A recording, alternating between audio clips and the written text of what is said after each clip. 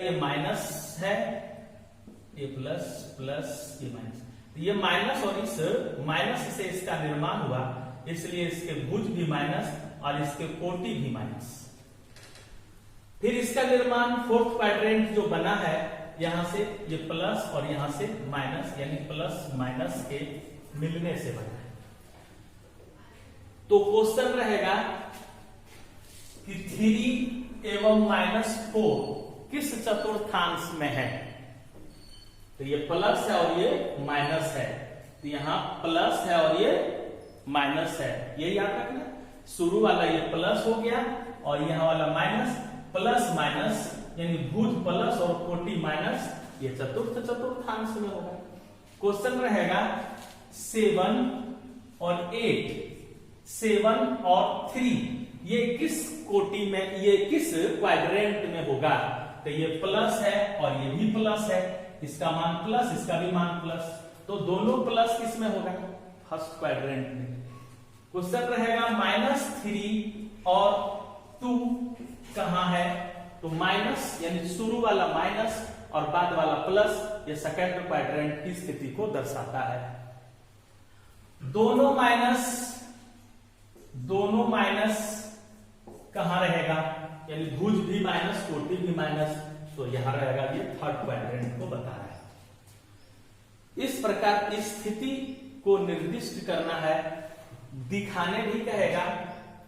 अब तो इसमें एक का जो पोजीशन है वो x और y के आधार पर बना है।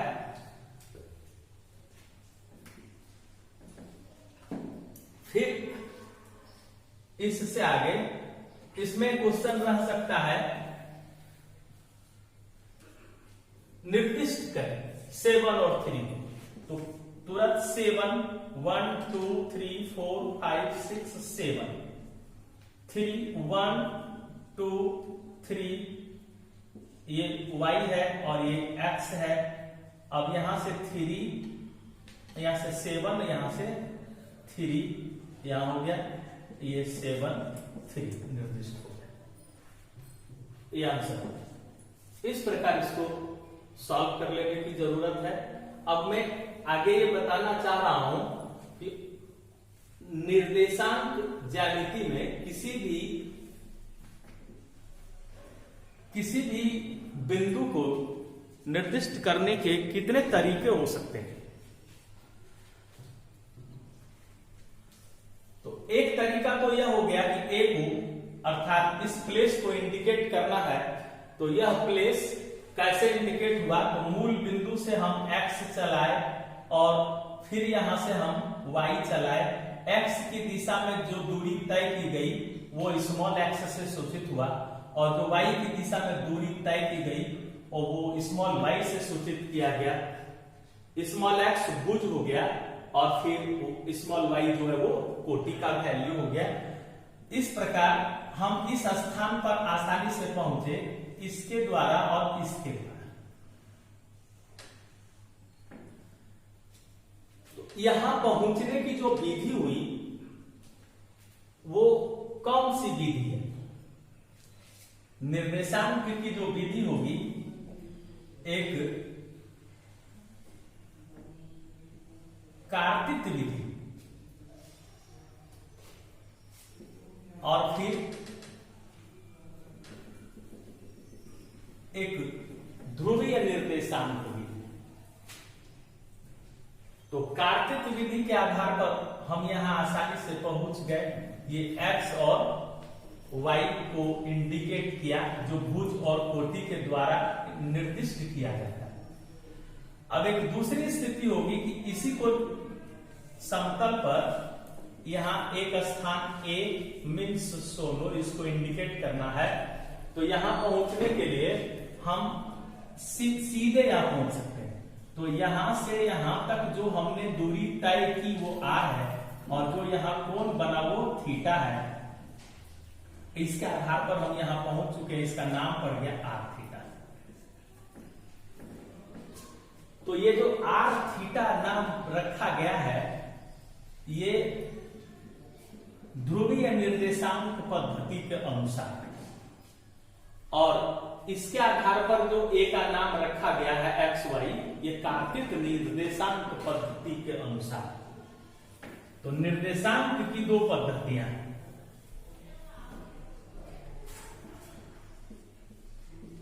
निर्देश के जो अंक है वो दो तरह के, निर्देशांक पद्धति यानी किसी भी बिंदु की स्थिति को इंडिकेट करेंगे तो दो तरीके से कर रहे हैं। एक कार्तिक निर्देशांक पद्धति है, कार्तिक निर्देशांक पद्धति, और एक ध्रुवीय निर्देशांक पद्धति।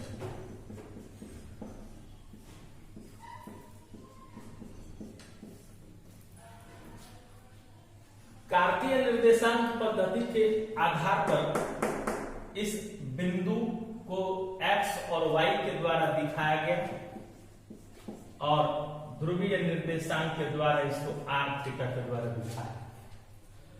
दोनों में रिलेशन है कि यहां से अब यदि रिलेशन की जानकारी इसको इसमें चेंज कर सकते हैं, इसको इसमें चेंज कर सकते हैं।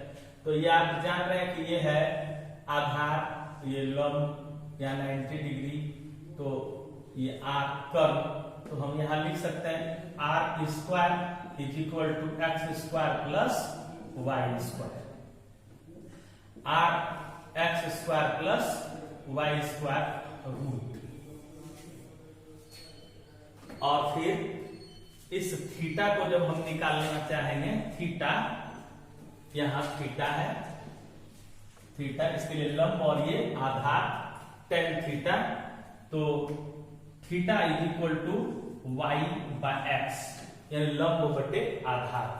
टेंथ वाले इसको ठीक से समझ पाएंगे। यहाँ tan थीटा होता है, tan थीटा बराबर वाई बटे एक्स, जो थीटा बराबर वाई बटे एक्स के बराबर होगा। छोटे मान के लिए थीटा और tan थीटा में कोई अंतर नहीं होगा। तो एक रिलेशन हो गया tan theta is equal to y बटे एक्स का, और फिर r is equal to x square plus y square. इस रिलेशन के आधार पर इसकी जानकारी बाद के क्लास में। तो दोनों सूत्र के आधार पर हम एक्स वाई वाला मान रहेगा तो उसको r थीटा, इस निर्देशांक पद्धति को इस निर्देशांक पद्धति में या यहां से यहां हम चेंज कर सकते हैं। इसके लिए जो फॉर्मूला की जरूरत है वो यही है, r बराबर x square plus y square, फिर ये tan theta is equal to y by x. इस वीडियो में जो आपको जानकारी दी गई कोऑर्डिनेट ज्योमेट्री 1637 फ्रांस के वैज्ञानिक रेने देकार्ते के द्वारा इसकी पूरी जानकारी दी गई थी। इसमें जो परिभाषा हमने लिखा है, इस परिभाषा को आप ठीक से याद कर लें और एक्सरसाइज शुरू करें, आराम से बनेगा। इसमें एक क्वेश्चन हम स्पष्ट करना चाहेंगे कि एक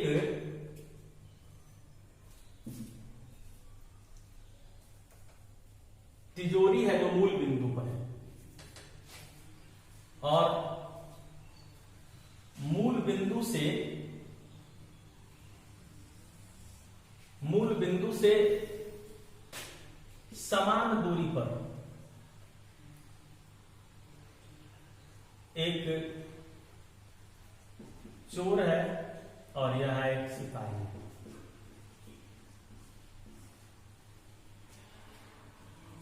समान दूरी, यदि यहां से यहां तक की दूरी, यहां से यहां तक की दूरी 5 हो, तो यह बिंदु हो जाएगा, यह बिंदु x का मान 0 और फिर ये 0,5, ये मूल बिंदु 0, 0 लिखा हुआ रहेगा। क्वेश्चन समान दूरी पर दोनों है, तो इसके लिए निर्देशांक बिंदु क्या होगा? जब सिपाही के लिए निर्देशांक बिंदु 0,5 दिया हुआ है, तो चोर का निर्देशांक बिंदु 5, 0 है। यही इसका आंसर। ऐसा इसलिए इसमें जो एक मुख्य बात है वो जानने की जरूरत है। एक्स अक्ष पर जो दूरी होगी और एक्स अक्ष से जो दूरी होगी, फिर वाई अक्ष पर जो दूरी होगी और वाई अक्ष से जो दूरी होगी, दोनों अक्सर प्रश्न 10th बोर्ड में पूछा जाता है। तो लिखा हुआ रहता है एक्स अक्ष से, एक्स अक्ष पर, वाई अक्ष से, वाई अक्ष पर।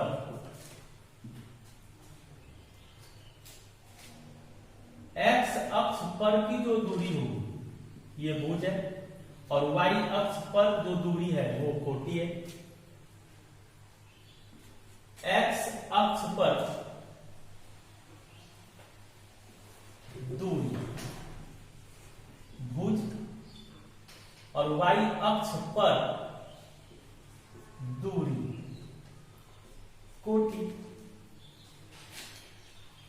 अब एक्स अक्ष से चाहे इधर जाएंगे या इधर जाएंगे, ऊपर जाएंगे चाहे नीचे जाएंगे, तो हमेशा y के डायरेक्शन में चलना होगा। तो एक्स अक्ष से दूरी कोटि और y अक्ष से दूरी भुज कहलाती है।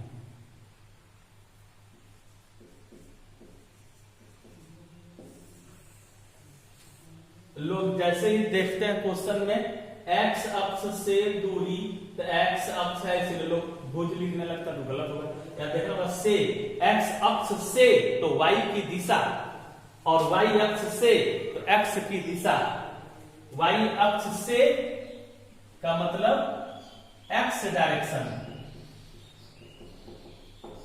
और फिर x अक्ष से मतलब y डायरेक्शन, और y डायरेक्शन को कोटि कहते हैं, x डायरेक्शन को भुज कहते हैं। बाकी तो हम यहां जान ही रहे हैं, x अक्ष पर भुज और y अक्ष पर कोटि। धन्यवाद। नेक्स्ट वीडियो में फिर 9th क्लास के लिए हो गए। 9th क्लास का फर्स्ट चैप्टर एकदम अभी आज जो बताया इसी के आधार पर इस पूरा सॉल्यूशन आपसे हो जाएगा। कोई खास प्रश्न आपसे नहीं बने तो उसके बारे में उसकी जानकारी दी जाएगी, लेकिन यह निश्चित रूप से आप जान लें कि सावधानी पूर्वक आप इस वीडियो का प्रेक्षण करेंगे तो इसके बाद आपका पूरा चैप्टर सॉल्व हो जाएगा। और 10th वाले के लिए भी फर्स्ट चैप्टर सॉल्व हो जाएगा। सेकंड चैप्टर सॉल्व करने के लिए डिस्टेंस फॉर्मूला 10th वाले को बताया जाएगा। तो यह वीडियो 9th और 10th दोनों के लिए यूजफुल माना जा सकता है। धन्यवाद।